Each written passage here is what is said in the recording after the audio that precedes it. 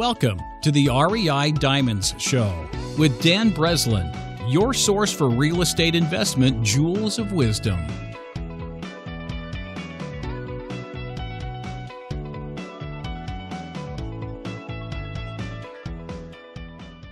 Welcome to the REI Diamond Show. I'm your host, Dan Breslin, and this is episode 133 with Tom Shallcross on building a portfolio lightning fast. When Tom reached out to me with his story, buying, renovating, renting, and refinancing 19 units, not all in one apartment building, but 9 single-family homes and a couple of small multis, in less than a year, 10 months to be exact, I couldn't wait to have him on the show. His story is inspirational. His story illustrates the type of results that are possible with laser focus and not getting distracted by shiny object syndrome, trying to get into every aspect of real estate right at the beginning instead of thinking through the options and selecting the best route into the business with the highest probability of success based on your own personal situation, which is what Tom did. Let's get started, and we'll have Tom tell it, shall we? Welcome to the REI Diamond Show. Tom, how you doing today? I'm well. Thanks for having me. Great. So I'm here in Chicago, as most of the listeners probably already guessed. And if you wouldn't mind answering where you're recording from, just to kind of give a little perspective here for everybody. I am also in Chicago. I'm on the beautiful northwest side, born and raised here. Nice. Cool. I was excited about this episode, Tom. I know a little bit about your backstory. I think it's really inspirational. I think there's lessons here for people both just getting started in the real estate investing business, and I think there's going to be some lessons that even though you may not have been doing this for 20 years or anything like that, I think the 20-year veterans, will remember having gone through some of the trials that you've gone through recently. And also, I think there's going to be lessons and takeaways for the veterans too, as we get into our topic and conversation here. But I'm going to turn the floor over to you, if you don't mind giving us a Reader's Digest version of maybe, what you did in your career up until today, and then how you made the shift to real estate and what your real estate investment business looks like currently. Sure. Yeah. So, when I first got started, I work a W-2 job, and I'm still currently employed, and that's still a full-time demanding gig. It's based on performance. It is based on, outcomes. So it's not just a sit back and have a lot of free time. It involves travel. It's a 50 to 60 hour a week gig. And I'm still there, still like it. No intention of really leaving. I got started in real estate, things have been going well. I'd come into, had accumulated some money and was sick of the 2% savings and so forth. I was like a syndicator's dream. And I wanted to get involved. I thought, all right, I'll read a few books, see what I can do here. I went into my LinkedIn network and just looked at, is anyone doing anything in real estate I can learn from? And it turned out a friend of a friend, a guy I used to work with, not super closely, but I had, been acquaintances and colleagues. I reached out and said, hey, it looks like you're doing this full time. Would love to learn more. And long story short, I ended up just kind of investing with him on the debt side. So he flips houses. I was writing him a check, getting a nice return. And I thought, all right, this is a nice way to passively enjoy income. And then, after doing that for about 2 years, just seeing his business grow and seeing what he was doing, I was like, wait a minute, I'm just as smart as him. Maybe there's more to this than just getting better returns than I was in, savings or the stock market. So sat down with him and said, hey, I'd like to get a little more active. Can we talk a little bit? What are you doing? I don't even know the secret sauce, but give me a high level. Is this something I can do while still working? And he was great. Kind of got me started. And yeah. So last year, I formed the LLC. It's actually almost like a year to the date here because I just had to file my annual report. First year I didn't know that was a thing, but did that. And in the last 10 months now, I've accumulated 19 units. I have another 3 unit under contract that would put me to 22, hopefully by the time this thing airs. So all while working the full-time job and all while, having a lot of learning mistakes along the way as well. So it's been fast. It's been furious. It's been really exciting, and I'm grateful for where I'm at today, but still hungry for more. Nice. It's a remarkable pace that you're on right now. I think that it's exemplary for people who are kind of at any point, right? You're doing 50, 60 hours at the 9 to 5. And like for me, I'm curious if you sat down and you kind of like appraise your situation. I think it's important for anyone to do that, no matter where they're starting at or maybe where you're at right now in your business, whether you've been doing this and have, 60, 80 units, or whether you're trying to get the first 3. It's like, what are my personal assets? Where am I personally at in my career? What things am I bringing to the table, or do I have that I could like leverage further and get it to the next place? And you mentioned putting some money in the bank. Is there anything else about your 9 to 5 job that you currently have that you might have looked at, not even consciously, but there were skills that developed in a 9 to 5 and building your successful career there that were then able to be like translated over and put into work for you to get started, to break through, and to put together these first 19 units, Tom? Yeah, I absolutely. There's a correlation there. So, I work in business development for large enterprise accounts, just to put it at a very high level. So, you're always hustling, you're always grinding, it's always, looking at the end of every day saying, all right, I gave it everything I got. You're based on finding deals, you're based on performing, you're based on things getting under contract. Obviously that hustle it's going to correlate nicely with, what we do here, trying to acquire successful cash flowing units. Yeah, I know that my experience selling cars before I got into the business in my early 20s, it was a good skill set, getting people to sign and getting comfortable with the numbers that were bigger than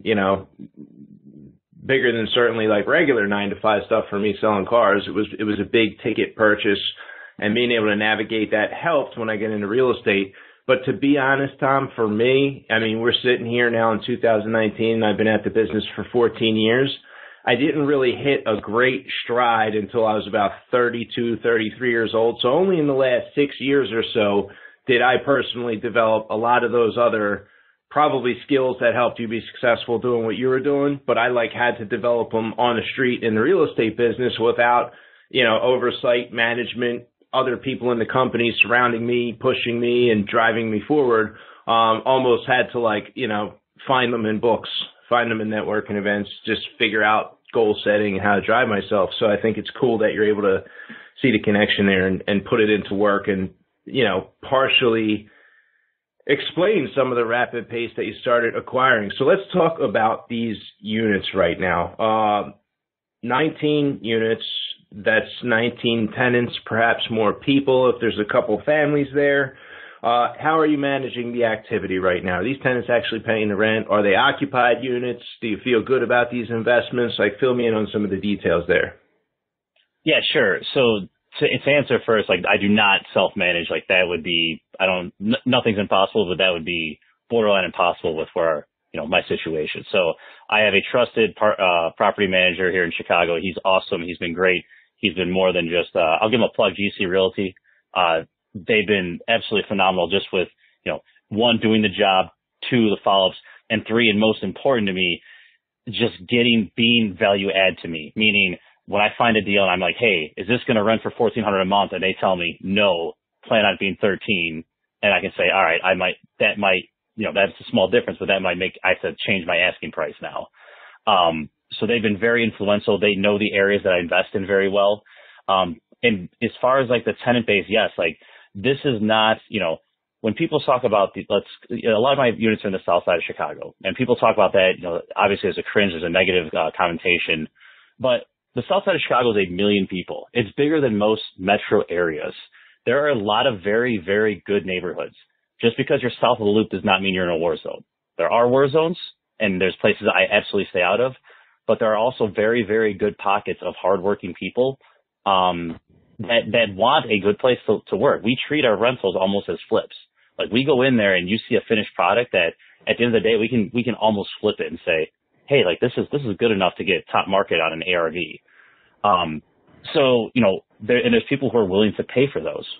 So that's kind of the if rents in an area are topping out at $1,400, $1,350, we're going to target that, and we're going to provide the best unit possible, and we're going to look for that long-term tenant. We're going to screen very hard. We're going to want someone who's going to treat it as their home. That's going to be, cut down on maintenance calls.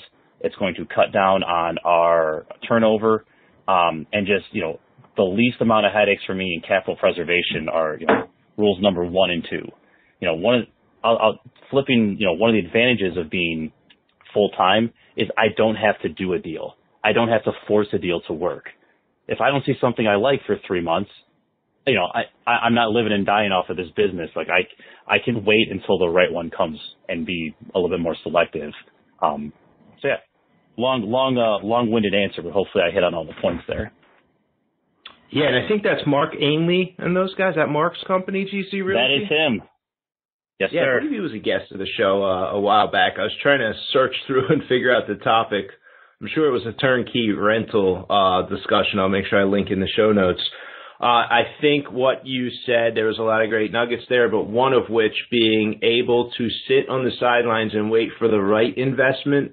I don't think I put enough emphasis on, and I think I see a lot of newer people not put enough emphasis on selecting the right investment for them, and instead buying like whatever house or property that happened to come across for sale and just sort of look like a good deal. And they buy it and they end up married to it, long-term financing, rehabs, tenants, etc., without knowing why, the investment philosophy behind it. Warren Buffett's quoted about something similar. You take a punch card for your investing, and I think it's like there's 5 punches or 8 punches on that card, and you're only allowed to, let's say, make those 8 investments throughout your entire life. What type of approach would you use when selecting those investments is kind of the lesson that Warren Buffett, I think I probably got the numbers wrong. It might have been 10 punches. It might have been 5 punches, but you could take that same thing with real estate and pretend you have a card and you're only going to get 10 properties.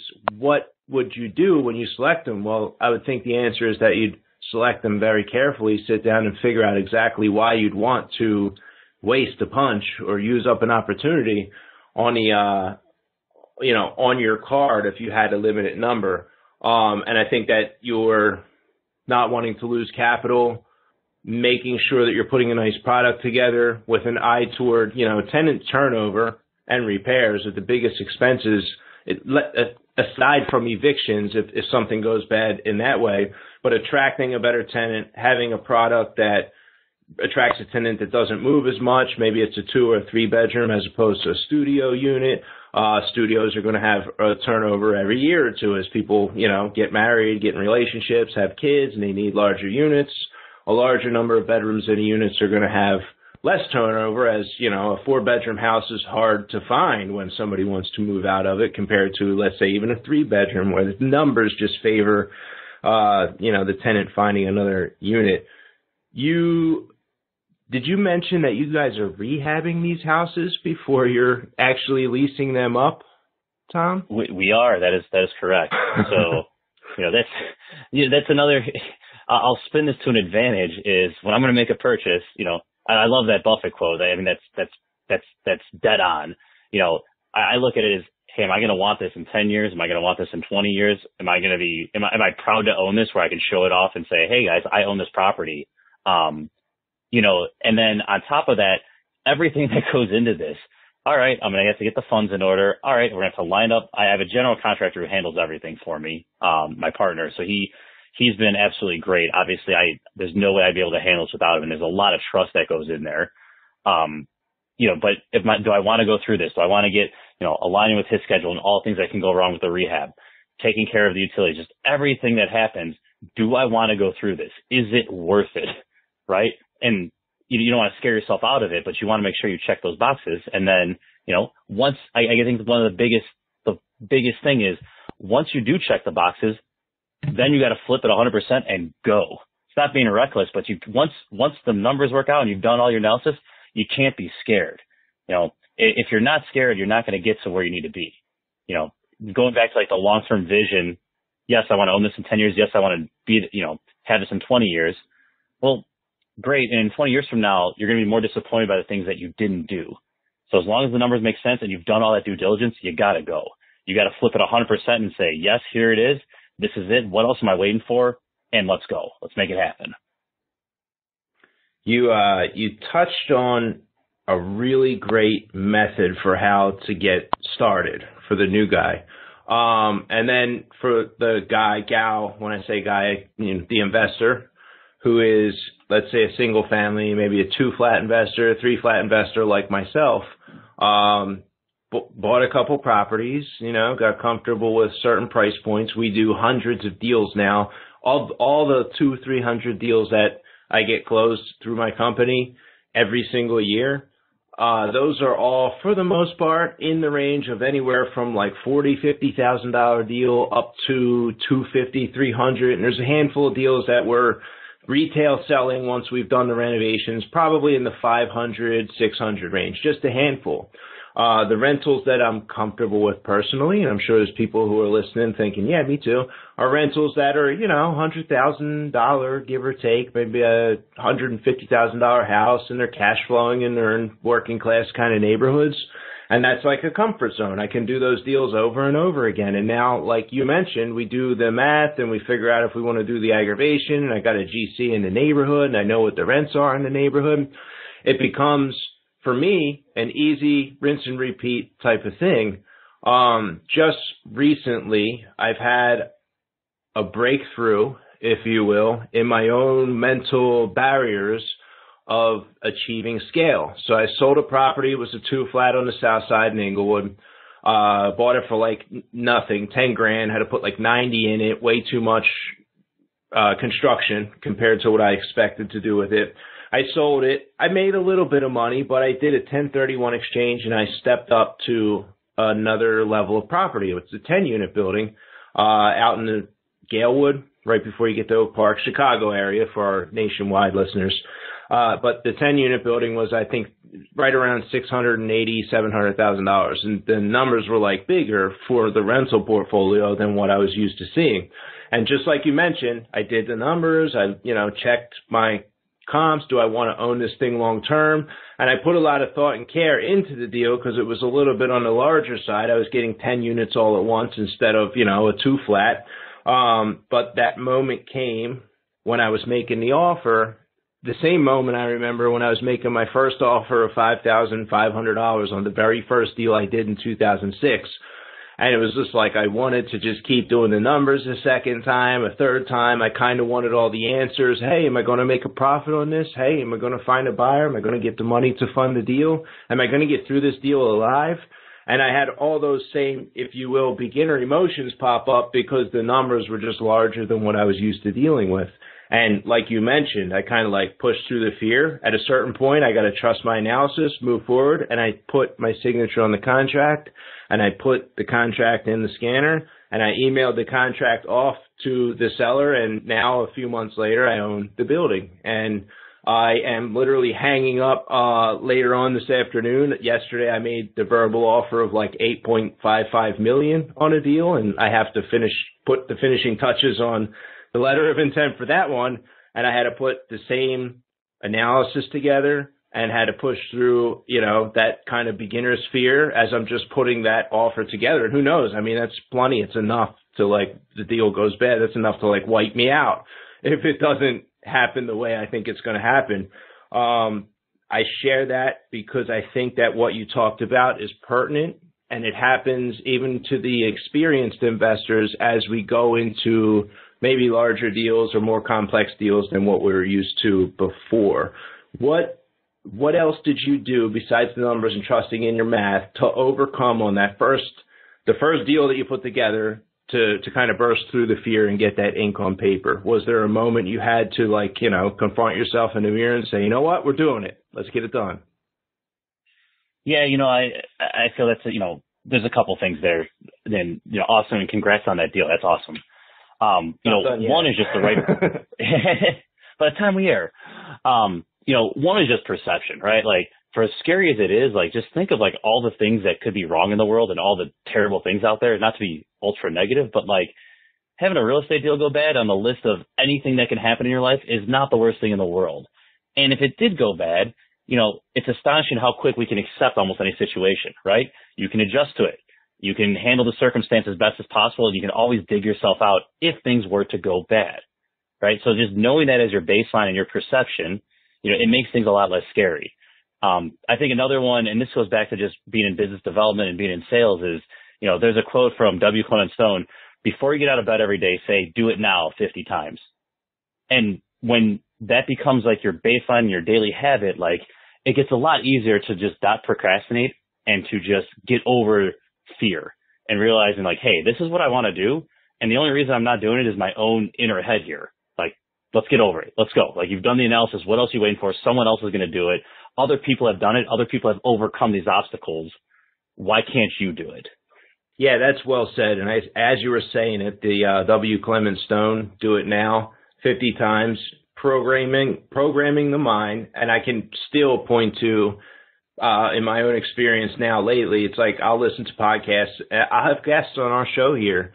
Some of them have done hundreds and thousands of, apartment unit style deals. And that may or may not be something I was trying to do. But hey, if they're doing it and it's something I'm listening to, it's very believable, since you're hearing other people tell the story about how they did it. And to your point, they didn't, fall off a cliff and die. It was, they did a real estate deal. And I've made money on real estate deals, lost money on deals. It hasn't been a life or death kind of thing. So it's great to have it in perspective there. Tom, financing the deals, right? So you had a little bit of money put aside, and, how does that look? Do you just buy them in cash and hold them forever? Is it like a buy them in cash, renovate them, and then like refinance to keep going?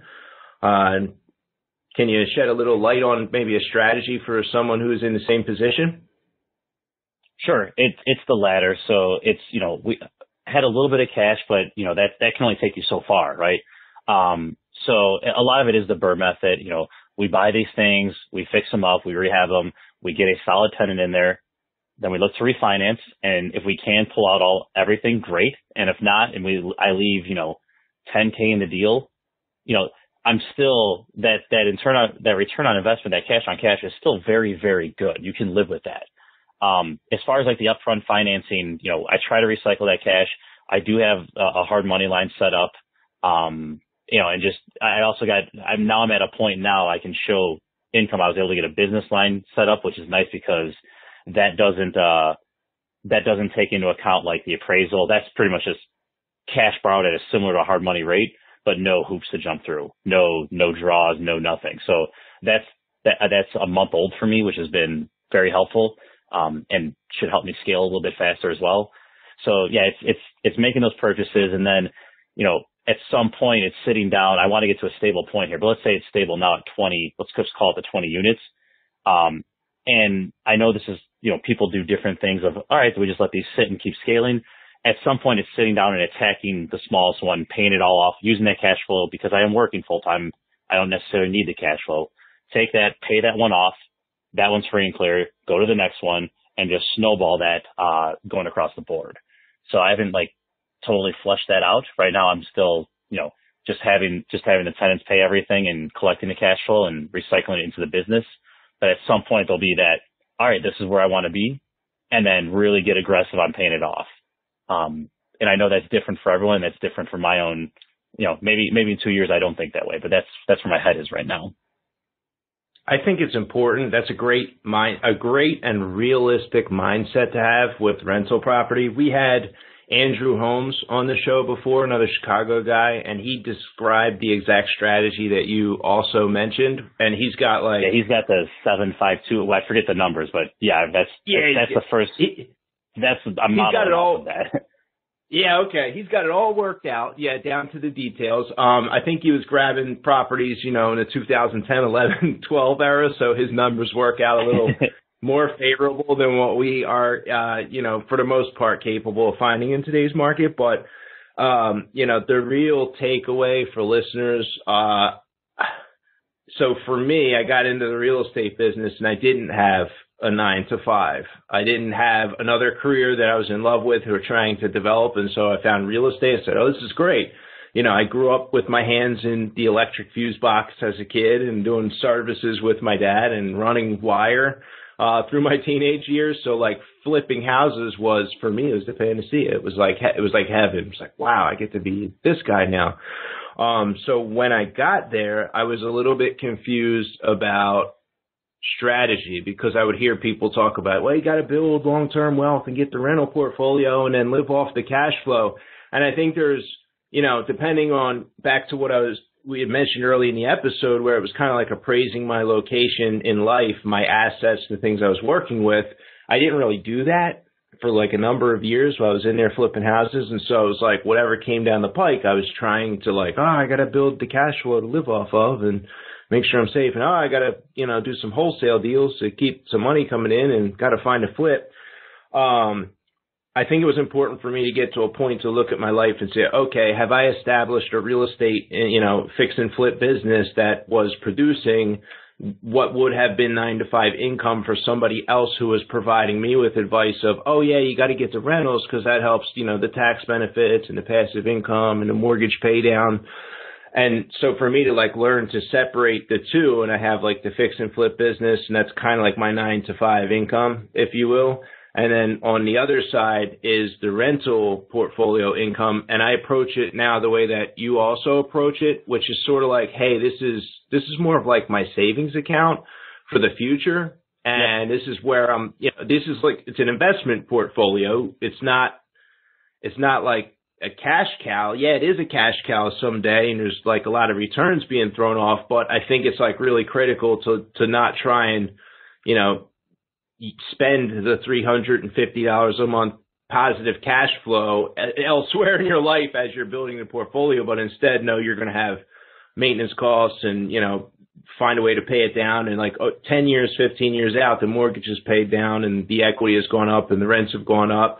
And ideally, we've managed that portfolio and invested our time and probably money at $10,000 a door, however much you're leaving in there, to get to a place where there's substantial cash flow in the future that is, livable. So I kind of learned to view my rentals as that savings account. And for me, that's been what opened the door, was to get the proper perspective on my rental portfolio, that it's not this personal piggy bank that I'm supposed to be smashing open and spending the money every month right now in my, late 30s. But instead, it's the piggy bank or the investment that I'm supposed to just kind of keep filling, just like it's my retirement account, but manage it just so, selecting the right properties, keeping the rents moving up, making sure it's occupied with people that are paying the rent, to get to a point that 10, 15 years down the line, I'm very happy that I did the work, in the end. Am I kind of are you in agreements with how we would look at that, or is there anything you'd care to elaborate on? I mean, it's 10 months into your portfolio, and you're already talking about trying to snowball and pay down the mortgages. I think it's great. What did I miss from your perspective? No, I think that's great. And humbly, I don't know how this is going to play out, just because I am, under a year into this, right? But that always having that long-term goal and then taking the daily action towards that. I mean, when you combine that, your goals can change, your life events will happen, your life will change, your family will change. That's, which is okay. But as long as you have those general principles, hey, this is why I got into it, this is what I want out of it, you can find a way to make things work.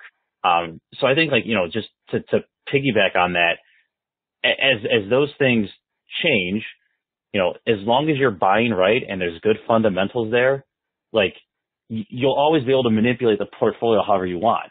You can leverage it to the max so you can scale. You can pay it down so it's free. That's the easy part of the job, right? If you do everything else right, you now have the luxury to make those type of decisions. Those are good, not problems, but those are good decisions to be pondering about. Agreed. Back to the finance piece. So I don't remember the exact number. I think you're allowed to have 10 conventional mortgages in your own name. And I think I have 2, and then I have LLCs or maybe 3. I don't even know what the mix is. I have not hit my limit because rentals is not really my main game. But do you have any lessons or walls you ran into? And I know you have good people around you who've already been through this, who are sort of helping you out with setting it up right. But is there any other advice that you could give as far as buying the properties a certain way, or going for the refinances in a certain way, where there's conventional mortgages or certain bank resources that you've had to develop to do these refinances in such a short period of time to keep going? Yeah, and that's been a challenge. And I'm in a good spot now, but there's there's definitely lessons learned there. So when I first started off, I had a referral to the way I've done this is most of these are in the LLC, right? So I don't have to worry about that, but I also don't get, my loans aren't at, 4.5%. Like they're going to be a commercial, they're going to be a point higher or whatever the case may be. So I'm getting commercial terms, which is, the rate's going to be slightly higher. You're going to get a 25-year AM usually instead of 30. And there's going to be all these other, contingencies in there, prepayment penalties, et cetera. I got in with a lender very well. And then after, I came to him with like my 5th deal in like 2 months. He's like, hey man, like we need some payment history. What are you doing? Like this velocity is not, my underwriters are having an issue with your velocity. So, and I had about 4 rehabs going on at that time. So I had, 5 or 6 properties where I have my cash sitting out there or hard money on, and all of a sudden I didn't have a lender. And after, finding this guy, I had hustled to find him and networked. But after that, I got lazy. I didn't have that backup plan. I didn't continue to try to find other community banks.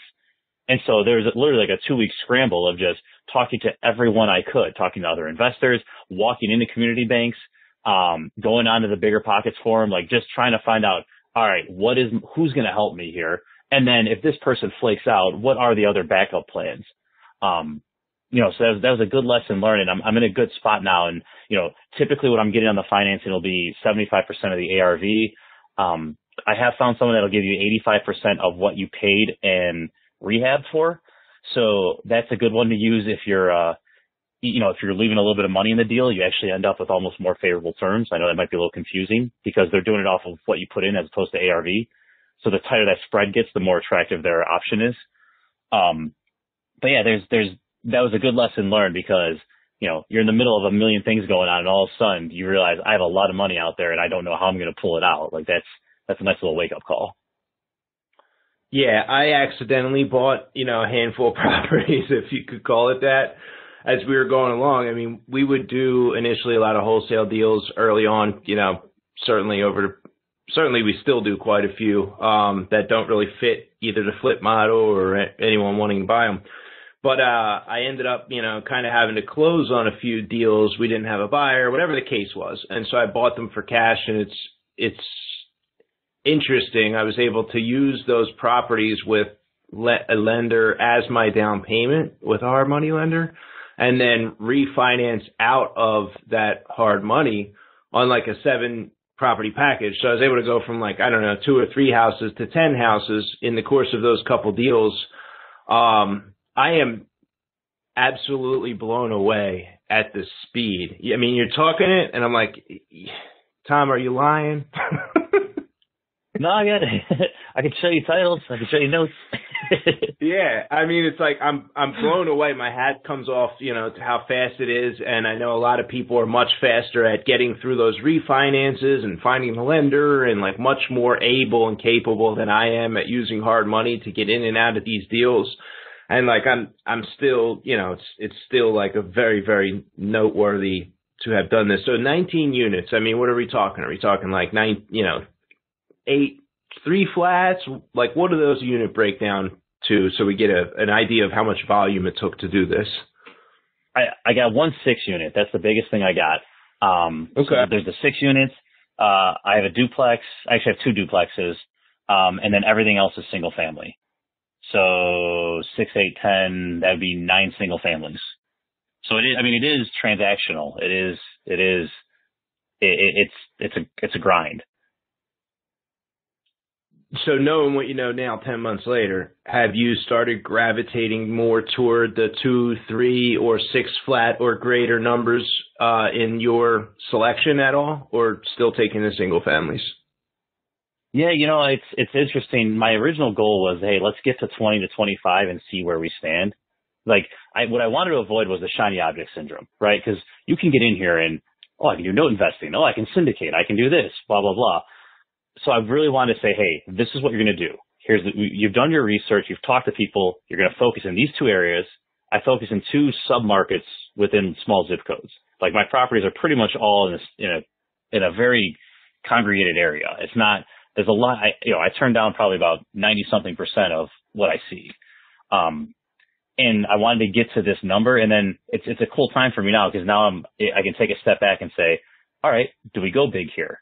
Or is this working and I just repeat this next year and, I have a portfolio of 40 and I pay it off? I don't have that answer. But I purposely haven't looked at anything else besides what I know right now, because I wanted to get to a point. I didn't want to get distracted, and maybe I missed out on other opportunities, but I didn't want to get distracted. I wanted to get to it, prove that I can do it, and now take a look at, all right, maybe there's something else out there. So yeah, long-winded answer of I don't know where the future is, but to this point, I've been very intentional about how I've gotten to this spot. I like it. Yeah, I'll just share my personal perspective has changed from grabbing these like $80,000, $100,000 houses and owing, $60,000. I don't mind keeping a little cash in the deals either. And as they appreciate, my plan is sell that house off or two houses off and try to take in 1031 exchange the gain right into another, a larger multi. So like now my goal is I kind of want bigger and bigger mortgages for each of my units. So, a $500,000-$600,000 mortgage on a 10-unit property is going to have pay down over my 7-year term. I think I took a 20-year amortization schedule so I could get an even lower interest rate. Again, my goal was, like you're saying, pay down the mortgage faster with the rents, and by having 10 people paying the rents and just getting comfortable with that larger number that was on the mortgage documents I had to sign, it's like $125,000 or so in mortgage pay down when I have to do a refinance 7 years from now. Doesn't count for cash flow that I am making off of the deal above that. Doesn't count for any rent increases. I have bought a property. I believe I can raise rents $150, $200, maybe with some, light renovation, not like an entire gut. So I really personally like the idea of multifamily properties that are stable, that have had upkeep and work done, but perhaps ownership that was a little bit lazy in raising the rents. I mean, especially here in Chicago and around the country, the rents have been going up over the last couple of years. And some people, I've found, some long-term owners of real estate who maybe bought one or two deals, it's an opportunity with people of that nature because they don't like the confrontation. They prefer that their units just stay occupied, and they never want to have to deliver the bad news of a rent increase, not even for $25 to their tenants. And so they may be $200-$300 low. I can buy their property at like a market price based on what the income was for their rents, maybe 1031 out of something else, or, using some down payment money that's in savings to get into that. And like my goal is to just borrow bigger and bigger dollars because the mortgage pay down is so much more substantial when I'm scaled up. Not even to mention the tax benefits, as opposed to like where I started off, which was, hey, I want to have 10 houses in a year. And I got to 10 houses in the year a couple of years back. It happened pretty fast too. But then I recognized like a different place, and, that's kind of where my mindset's at. Although I don't have a ton of, results here to prove it. I know that like my buying criteria has changed if I'm going to get into longer-term projects, longer-term holds for my portfolio. Does that make sense? It does, absolutely. I mean, I think it all just starts like, what is the why? Like, real estate is the vehicle, but what is the why? Why do you want to do this? And then, what portion of real estate will help me get there, right? Like, and things will change over time. So if you want to create something and it's because, I have a family and I want them to be set forever, okay, is it easier or is it better to keep going down this route? Or, as you mentioned, do you scale up? Are you able to network and find the appropriate people there? Because you can't, it's a little bit of a different ball game, So it's just evaluating those variables, and then once you figure it out, then you got to go. There's no, there's kind of no looking back. Then set the goal and get after it, and then do another assessment of is this the route I'm going to continue down? Yeah, and that's a good point about what do I want. And so I bought life insurance in the last year, and that had me come face to face with my demise. And I'm like, oh my gosh, this is going to be like a huge problem to unwind for my 17-year-old daughter who really doesn't care about that real estate investing business at all. And that was another reason it was like, hey, maybe I should work to try to consolidate these more, because I have one property manager, or one real estate advisor, hopefully, that I would survive and they would be able to kind of like handle and dispose of or figure out what needs to happen with this. I mean, I had a kid I grew up with, and I knew his dad. I tried to rent an apartment from his dad. He had a Mercedes and everything, and, looked up to the guy. He had 100 houses or something when I was like, in my teens, early 20s. The old man passed away, and the son, who was older than I was, I mean, he was in his 30s or something when his dad passed. He had the nickname Silver Spoon because he grew up with the silver spoon from his dad's, having money. It was a shame to see it happen, though. Like, I don't know what percent, 40, 50, 60% of the properties in the old man's portfolio wound up going to tax sale, and the kid just didn't know how to manage it, didn't know how to find it all. And this is, not as prevalent of computer knowledge that we have now 10 years ago or so with public records. But it was just kind of like heartbreaking to see these deals like just disappearing. The inheritance like went to the kid. The kid didn't know how to handle it, and like some percentage of it was like just basically lost, like it just evaporated. And so I am paying attention to how I set it up now to try to make sure something of that nature doesn't happen when I'm gone too. Yeah, it's weird to think about, but you have to be proactive. Like it's awesome you're setting it up. Yeah, it's not done very well yet, but I'll keep you posted. So, Tom, one more final question, I guess a couple questions here as we start to wrap up, but deal flow, how do you find these units? What have you done to keep these deals coming across your desk? Where are you shopping for the deals that you own? So it's been all over the place, and I'm finally just starting to get a lot more systematic. Admittedly, it was just whatever we can do. So we've locked into a few wholesalers in the area, and I've gotten very good at, hey, I've taken, because like you can't just say a zip code, you can't just say neighborhood. I've taken a map and said and drawn the outline. Anything in here, when the price point makes sense, I pull the trigger and it happens. We've never backed out. We've closed on everything we've done in the last 10 months here. So we've gotten good there. I've gotten a few referrals in from DC Realty. They've been great. I've had a few we have a direct mailer, which I get off, take a list source, usually an absentee owner with equity. I've cold called off an absentee list. That's how we've gotten the last two, which has been great. I think I have 2 or 3 off the MLS. A lot of them when they come out and it's like, hey, highest and best by this time, by this period. I got one off of Bigger Pockets. I got one off a backup letter. There was one under contract that I wanted, and I said, hey, congrats to the realtor. Congrats on getting this under contract. If anything falls out, I'm your guy. I've gotten a few from just networking, seeing wholesalers at the different meetups. So like you look at that and it's not like a one thing fit all. It's 7 or 8 different outlets all giving me 1 or 2. We've gotten much better now at locking into an area, knowing who the true wholesalers are, teaming up with them so we get kind of I'll call it a first crack at it. And then I got a little bit of a brand now. Hey, this guy's closed every time. I'm going to give him a shot, right? You're dating, you're feeling each other out. It's a little iffy. But if you do 1 or 2 and you establish yourself, like it gets a little bit better.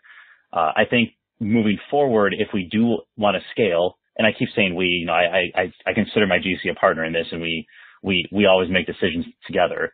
I feel like, the direct mail has proven pretty well for us. We've only, dabbled in it. I feel that's something to be very successful. You have to go all in, and that's something we're considering.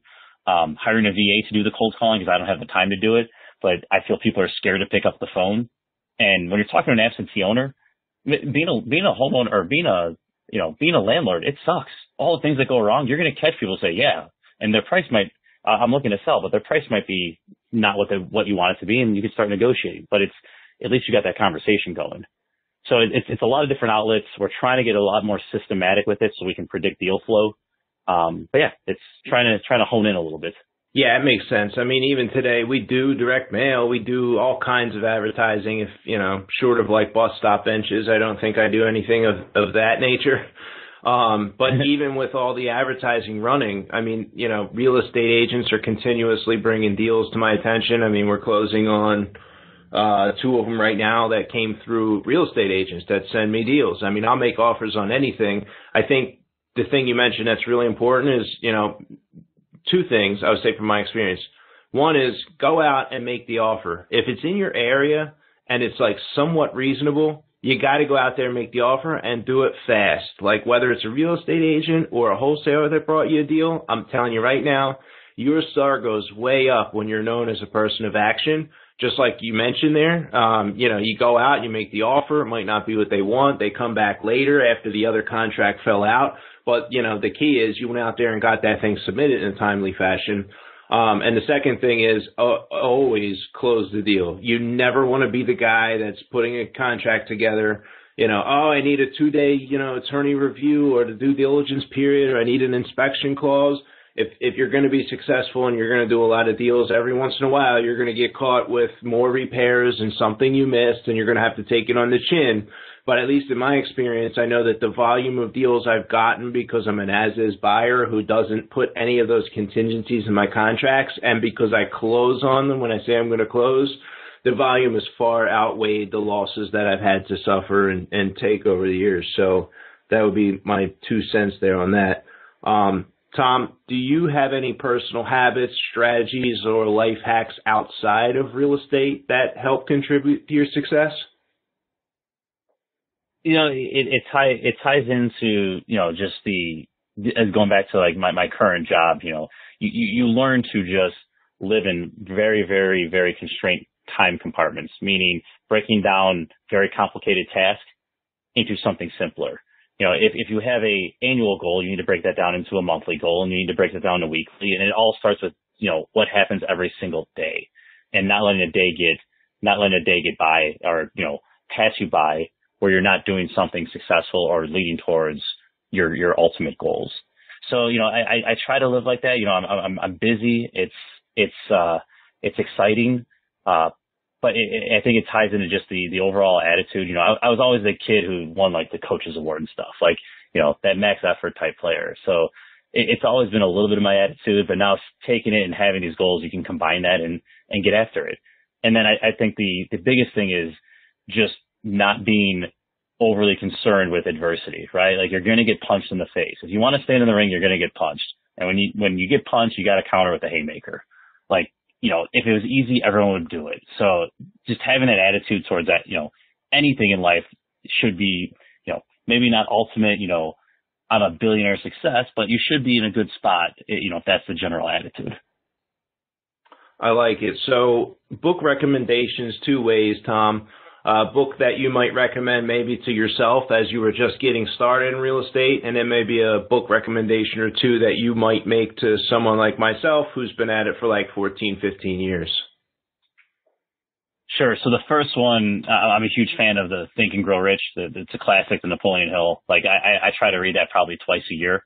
That's for anything, just getting your mindset right before you do anything, because that doesn't guarantee your success. But if you don't do that, you're not going to have a chance at success. For the experienced person, there's a recent one I read was Big Shifts Ahead. It was a lot about demographics and how we're changing as a society and how that could potentially affect the market. So probably, a good read for anybody, but that's one that an experienced person would also find value in. Nice. I like it. I wrote it down. Who did you say the author was? Chris Porter and John Burns. Yeah, I'm going to put that one on my list. I have found as I get more and more experience that looking at the numbers and figuring out what numbers are important in the business or investment that I'm paying attention to has become more and more and more important to me. And I start to notice trends, and I get better at my job at doing what I'm doing, whether that's underwriting a deal, selecting the right deal, managing my business by looking at the key performance indicators. And one of the things that I am personally interested in, which is great that you made this recommendation to me, Tom, is what's going on with the demographics. And I'm excited to figure out what's in there, because demographic shifts, whether that's simple as population, moving from one city to another, can impact our business of real estate, as well as maybe buying habits, purchasing power, wealth characteristics of the different age demographics of the people who are in these markets where we're located. So, yeah, great recommendation there. I appreciate that one.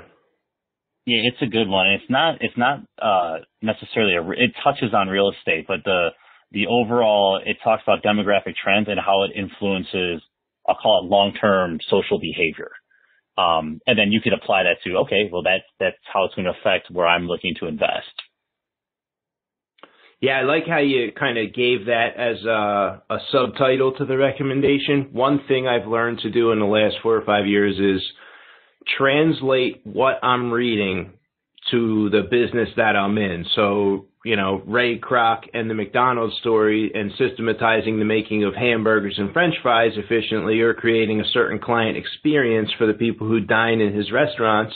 How does that apply to when I'm going out to negotiate a deal in the living room and I want a seller to feel good about me like they feel good about going to McDonald's, and so on and so on. So I'm always getting a ton of value out of things for my real estate business that didn't actually say real estate in there and wasn't written for the real estate guy, quote unquote. So I appreciate that tagline, Tom. Yeah, awesome. Hope you like it. Cool. So if you could go back and share the crown jewel of wisdom with your 18, 20, 21-year-old self, what would that be, Tom? It kind of ties back to something we mentioned earlier, and that's get a better grasp on perspective. Like, if you think of when you were 18, the stuff that would stress you out or freak you out, or even, 28 or however old you are, if you look back 5 years in your life, the things that you got upset about or mad about, they don't mean anything anymore. Like, all these things pass. In general, life is good. There are bad things that happen, but in general, life is good. So it's okay that it's not perfect. Just work through it, accept the process.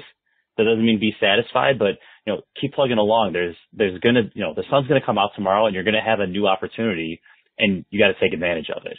I think when you're younger, you don't have that perception on life. You just realize that, all right, this is the worst thing in the world that's ever happened to me. And like 2 years later, you don't even remember it. Great advice. Great advice. Cool. Hey, Tom, if there is anything you'd like to ask of the audience, or maybe you'd want to share your email address or contact info, if like our Chicago audience members who are wholesaling want to sell you a deal or something of that nature, would you like to take a moment now to share that request? Oh, absolutely. So the email is N as in Nancy, S as in Sam, properties, plural, so NSPROPERTIS 723@gmail. And then I'm pretty active on BiggerPockets. I try to be, so you can hit me up there. I wanted to do this show just for the newbie investors out there who you get stuck. Like, hopefully this is like what pushes you over the edge to actually take action. It is possible. Like, there's a lot of excuses we can make, but it is, you can go out there and do that. So, more than happy to talk to whoever wants to have a conversation. Cool. Appreciate it, Tom. Yeah, I was excited when I saw your application come through to come on the show, and you shared the story. And, before we started, it was like, hey, what is there something we need to talk about here? No, this is all about helping someone that was in my shoes a year back get started and just push through that. So I really appreciate you coming on the show, closing the door, blocking out the distractions. I had a great time, and I appreciate you, Tom. No, awesome. Thanks for having me, Dan. I'm a long-time listener, so excited to hear myself on this. Nice. And thank you for tuning in to this episode of the R.E.I. Diamond Show. On our next episode, Ashley Michike and I discuss business continuity planning. In other words, how to create an exit plan for your business, whether real estate related or not, well in advance of actually needing to exit that business. I recently put together my own plan, which I'm going to discuss in detail live with Ashley, but you will have to tune in to that episode if you'd like to hear the details. Now, are you interested in the pre-release of the next episode? That is, before the email goes out? When you subscribe on YouTube or one of the podcasting apps, including iTunes, Google Play, and Stitcher, you'll receive an advance notification as soon as episodes are published, instead of Saturday when the email is sent. But if you prefer the email, just head over to reidiamonds.com and fill out the form. As the president of Diamond Equity Investments, I am always buying houses, and I am always looking for deals in Chicago, Atlanta, Philadelphia, and Florida. So if you have a deal, either one that I can fix and flip or a value-add multifamily deal, please send it my way directly by using the contact form at REIDiamonds.com.